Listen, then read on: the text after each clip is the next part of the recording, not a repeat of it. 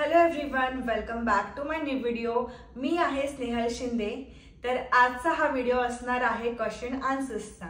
तर मला तुम्ही जेवढेही क्वेश्चन्स विचारले यूट्यूब शॉर्ट्स, व्लॉग्स, इंस्टाग्राम रीलवरती, इंस्टाग्राम डीएम्स मध्ये, तर मी सगळ्याचे आन्सर्स तुम्हाला देणार आहे। तर क्वेश्चन्स सगळे असे होते की इंडियन फॅमिलीसाठी कुठे सेफ प्लेस आहे, देन पब्लिक स्कूल कुठे कुठे आहेत, देन इंडियन ग्रॉसरी आणि general cost of living in Sydney. तर हे सगळे टॉपिक्स मी कव्हर करणार आहे एक एक करून। तर चला हा व्हिडिओ शेवटपर्यंत बघा। So coming to the safety, तर मी तुम्हाला सांगेल की सेफ्टी पॉइंट ऑफ व्ह्यूने आता इथे इंडियन कम्युनिटी खूप साऱ्या प्लेसेसमध्ये आहे। ब्लॅक टाउनला आहे, हॅरिस पार्कला आहे, पॅरामेटाला आहे। तर मी आता 3 वर्ष झाले मी पॅरामेटामध्येच राहते आहे। तर पॅरामेटामध्ये इंडियन कम्युनिटी खूप आहे। तुम्ही जर बाहेर गेला तर तुम्हाला असं वाटणारच नाही की तुम्ही कुठेतरी फॉरेनला आलात। तुम्हाला खूप आपले इंडियन पीपल सगळे दिसतील आजूबाजूला। तर मी तुम्हाला सजेस्ट करेल की तुम्ही जर इथे येत असाल तर तुम्ही आधी पॅरामेटामध्ये राहून बघा। कारण तुम्हाला कसं होतं, तर मला पण फॉरेनला जाणार तर थोडीशी भीती होती की कशी असणार माणसं तिकडे, कसं असणार। तर आपले कधी पण इंडियन लोक दिसले आजूबाजूला तर खूप बरं वाटायचं मला, स्टार्टिंगला पण आणि इव्हन आता पण। आणि आता तर महाराष्ट्रीयन लोक इतके दिसतात की कुठे मॉलमध्ये गेलो आपण तर मराठीमध्ये बोलत असतात सगळे। तर इतकं छान वाटतं ना ऐकून। तर मला तर असं आवडतंच की थोडे इंडियन लोकांमध्ये राहायला। सो मी चूज केला की पॅरामेटामध्ये राहायला। तर तुम्हाला पण अशी भीती असेल की तुम्ही फर्स्ट टाइम इथे येणार असाल आणि तुम्हाला असं वाटतंय की आपली इंडियन कम्युनिटीच्या इकडे जवळ राहूया स्टार्टिंगच्या डेजमध्ये तरी, तर मी तुम्हाला सजेस्ट करते की तुम्ही हॅरिस पार्क किंवा मग पॅरामेटा अशा एरियामध्ये राहा। अजून पण खूप सारे आहेत सब हब्स, पण मी तुम्हाला सजेस्ट करेल की जिथे मी राहिली आहे तर मला एक्सपिरियन्स आहे पॅरामेटाचा, तर मी तुम्हाला सांगेल। नंतर कमिंग टू द सेफ्टी, तर जास्त लेट नाईट ऑब्व्हियसली कुठेच फिरणं चांगलं नाही आहे। ती मुंबई असो किंवा मग कुठे पण इंडियामध्ये पण खूप प्लेसेस असे आहेत की रात्री फिरायचं नाही। तर मी तुम्हाला सजेस्ट करेल की जेव्हा पण तुम्ही येणार तर सगळी कामं मोस्टली तुमच्या दिवसामध्येच करा। कारण रात्रीची इथे तुम्हाला दिसतील, इथे पण लोक असतात की फिरतात असे, इथे पण खूप इन्सिडेंट्स होतात। तर तुम्हाला मी सजेस्ट करेल की जर तुम्ही डे मध्ये सगळी कामं तुमची कराल मोस्ट ऑफ द, तर तुम्ही थोडं सेफ प्लेसेस आहे मग तुमच्यासाठी। Next coming to the school, तर इथे पॅरामेटामध्ये प्रायमरी आणि सेकंडरी स्कूल दोन्ही पण आहेत। इथे युनिव्हर्सिटी पण आहे, वेस्टर्न युनिव्हर्सिटी। तर तुम्हाला इथे एज्युकेशन रिलेटेड सगळं आहे। तर म्हणून मी तुम्हाला सजेस्ट करेन की तुम्ही पॅरामेटामध्येच राहून बघा। नंतर coming to the general cost of living in Sydney, तर आता इथे सिडनीमध्ये डिपेंड करतं की तुमचं ऑफिस जवळ आहे का पॅरामेटापासून, किंवा मग तुम्ही जिथे ऑफिस असेल तिकडे तुम्ही राहायला ट्राय करा, तुमच्यावरती आहे। किंवा जिथे स्कूल्स असतील तर तिकडे तुमचं तसं कॉस्ट ऑफ ट्रॅव्हलिंग आहे ते तुमचं मायनस होईल। तर आता इथे ऑस्ट्रेलियामध्ये कसं असतं की इथे ओपल कार्ड मिळतं तुम्हाला। ओपल कार्ड तुम्हाला वुलवर्थ इकडे स्टोर आहे, कोल्स आहे, तर तिकडे पण तुम्हाला याचे ओपल कार्ड मिळून जाईल। तो ओपल कार्ड काय असतं की तिकडे तुम्ही ऑस्ट्रेलियामध्ये जे पण पब्लिक ट्रान्सपोर्ट तुम्ही यूज करणार तर तिकडे तुम्हाला टॅप ऑन आणि ऑफ करायला लागतं। म्हणजे आता मोस्ट ऑफ द आपण इंडियाला बघितलंय की आपण बसमध्ये गेलो तर कंडक्टर असतो, तिथे आपल्याला तिकीट काढायला लागते। पण इथे असं नसतं काय, ट्रेनमध्ये पण आपल्याला आधी तिकीट काढायला लागते। तर इथे असं नसतं काय, तुम्हाला कार्ड भेटेल तर तुम्ही आतमध्ये जाताना टॅप ऑन करायचं आणि तुम्ही ट्रॅव्हल करून बाहेर आल्यावरती टॅप ऑफ करायचं। सेम इन फॉर द बसमध्ये पण तुम्ही आतमध्ये जाताना टॅप ऑन करायचं, आतमध्ये बाहेरून आल्यावरती टॅप ऑफ, बसच्या बाहेरून आल्यावरती। फेरी आहे तर फेरीला पण सेम असतं। देन मेट्रो आहे तर सगळीकडे ओपल कार्डच यूज होतं। तर ते कॉमन आहे, तुम्हाला $20ला ते मिळतं आणि $20 ते त्याच्यातच असतात। तर जसं ट्रॅव्हलिंगचं इट डिपेंड्स, असं कुठलं फिक्स प्राइस नाही आहे की $5 जाईल तुमचं, $4 जाईल, असं फिक्स नाही आहे। तर तुम्ही कुठे पण ट्रॅव्हल करताय तर तुमची $3 कट होणार, ते अकॉर्डिंग टू द डिस्टन्स असतं। फक्त Friday, Saturday, Sunday fix prices असतात आणि एक मंडे टू फ्रायडे पण वीकली असतो, तो तुम्हाला फिक्स असतं की तुम्ही जर रोज ट्रॅव्हल करताय तर तुमचे तेवढेच डॉलर तुमचे कट होणार। देन एक सॅटर्डे संडेला पण आणि पब्लिक हॉलिडेजला एक असतं की जर तुम्ही पर पर्सन $8 होतं आधी, की किती पण ट्रॅव्हल करा तुमचं $8च कट होणार. तर अशी फिक्स प्राइस असते. तर असं तुम्ही कॉस्ट ऑफ ट्रॅव्हलिंग असते इकडे ऑस्ट्रेलियामध्ये. Then coming to the grocery. तर मला खूप सारे क्वेश्चन्स होते की इंडियन ग्रॉसरी आहे का. तर जर तुम्ही इंडियन कम्युनिटी जिथे असेल तिथे तुम्ही राहणार तर तुम्हाला याचा फायदा भेटेल. जसं इथे हॅरिस पार्क आहे जवळ, तर तिकडे तुम्ही आधीच्या शॉर्ट्समध्ये पण मी दाखवलं आहे की तिकडे खूप सारे इंडियन स्टोर्स आहेत जिथे पण जे पण इंडियाला मिळतं सगळे प्रोडक्ट्स ऑलमोस्ट तिकडे अवेलेबल असतात. तर तुम्हाला हॅरिस पार्कला इथून पॅरामेटावरून 5-10 मिनिटच लागतात हॅरिस पार्कला जायला. तर ते जवळच आहे. तुम्हाला हॅरिस पार्कला पण तुम्ही राहू शकता, तर खूपच जवळ पडेल. तर इंडियन ग्रोसरी खूप आहेत, इंडियन रेस्टॉरंट आहे, सगळं प्रोडक्ट्स तुम्हाला मिळतील इकडे येताना आलात की तुम्ही. आणि हां, तुम्ही जर प्लॅन करताय यायला इकडे तर मी तुम्हाला सजेस्ट करेल की फूड आयटम्स काहीच आणू नका स्टार्टिंगला, कारण ऑस्ट्रेलियाचे खूप रूल्स असतात की हे नाही अलाउड, ते नाही अलाउड. तर जास्त रिस्क नका घेऊ, कारण तुमचं चेकिंगमध्ये तुमचा जास्त टाइम जाईल. तर फूड आयटम्स नका तुम्ही आणू. जर तुम्हाला बेसिक काही लागतंच आहे तर ते आणा. बाकी तर तुम्हाला जे अवेलेबल किंवा जे पाहिजे असेल ते तर तुम्हाला इथे भेटूनच जाईल इंडियन ग्रॉसरीमध्ये. देन इथे जास्त करून ऑस्ट्रेलियामध्ये 3 मोठे सुपर मार्केट्स आहे, वुलवर्थ, कोल्स अँड ऑल्डी. तर इथे कसं असतं की सगळं तुम्हाला मिळेल. म्हणजे काही पण तुम्हाला टिश्यू पेपर हवा आहे, नंतर व्हेजिटेबल्स, फ्रूट्स, नंतर कुठलं डिटर्जंट, वॉशिंग लिक्विड, कुठलंही काही वस्तू हवं आहे तर या सुपर मार्केट्समध्ये तुम्हाला मिळून जाईल.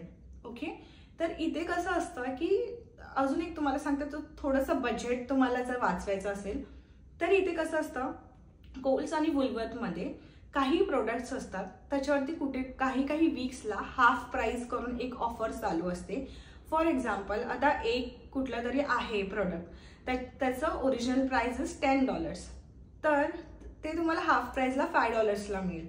तर हे वीकली मग तुम्हाला बघायला लागेल की कधी ते प्रोडक्ट आहे ऑफरला, मग तेव्हा तुम्ही घेऊ शकता. असं तुमची कॉस्ट थोडी वाचू शकते.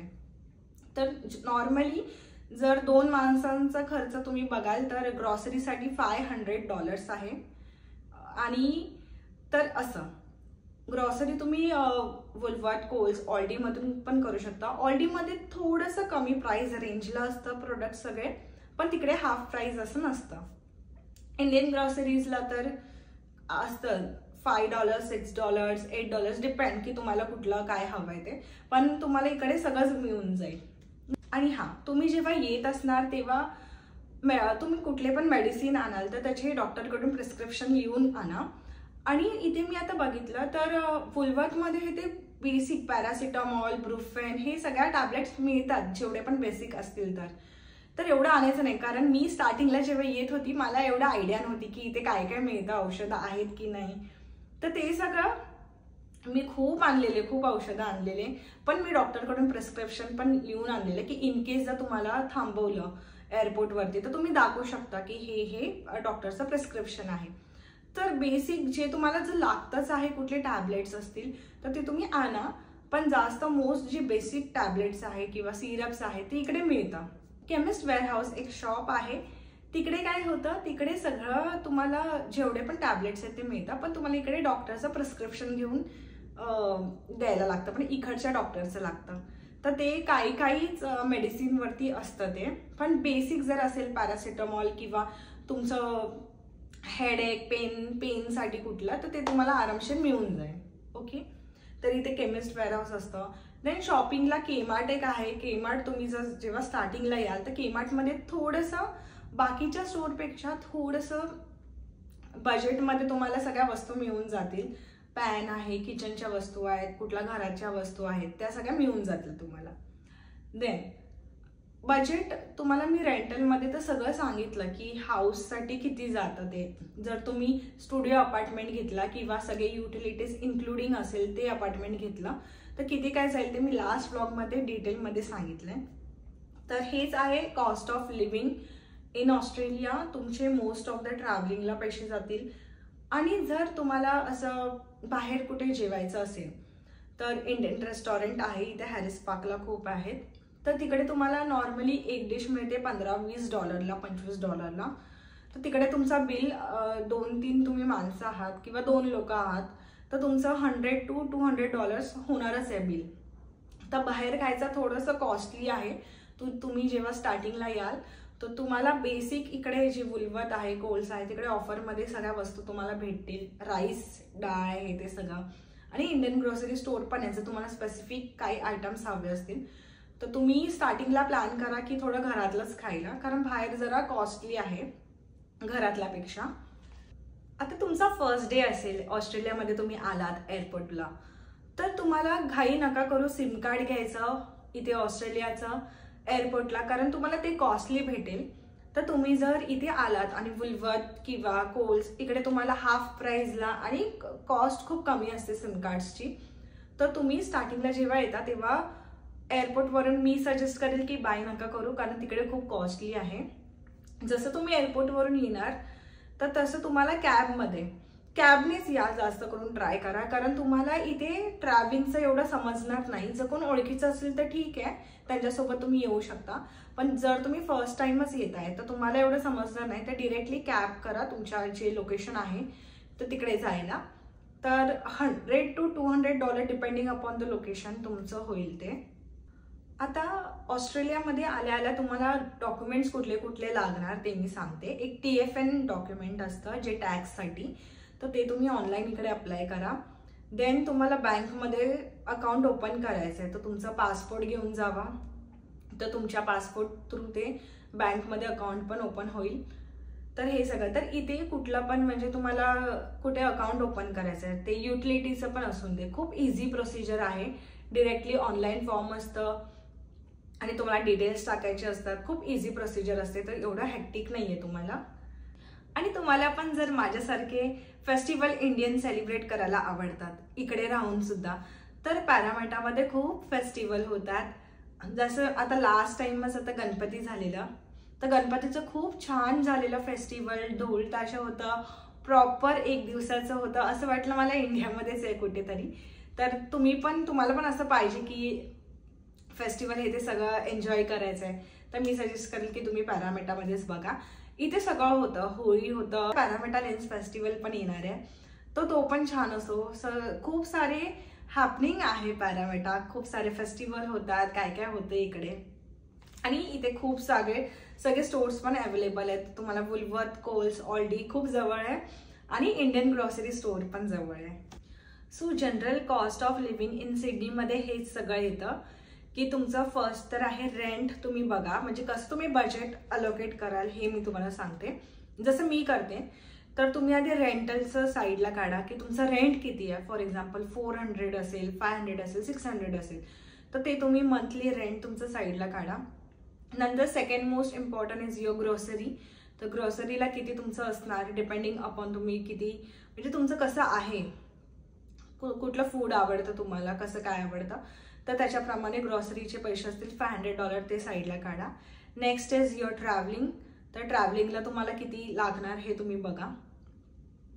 तर मोस्ट ऑफ द मंथली जर बघायला गेलं तर मी तुम्हाला ऑन अँड ॲव्हरेज सांगेल की रेंटल तर ते तुमचं डिपेंड होणार तुमच्या प्रॉपर्टी हिशोबाने, की 500 पर वीक असेल तर तुमचे मग 2000 मंथली जाणार तुमचे रेंटलला. नंतर ग्रॉसरी तर 500 पकडून चालत, जर 2 जण असेल तर $500 फॉर ग्रोसरी. नंतर ट्रॅव्हलिंग पण डिपेंड करतं की तुमचं किती लांब आहे.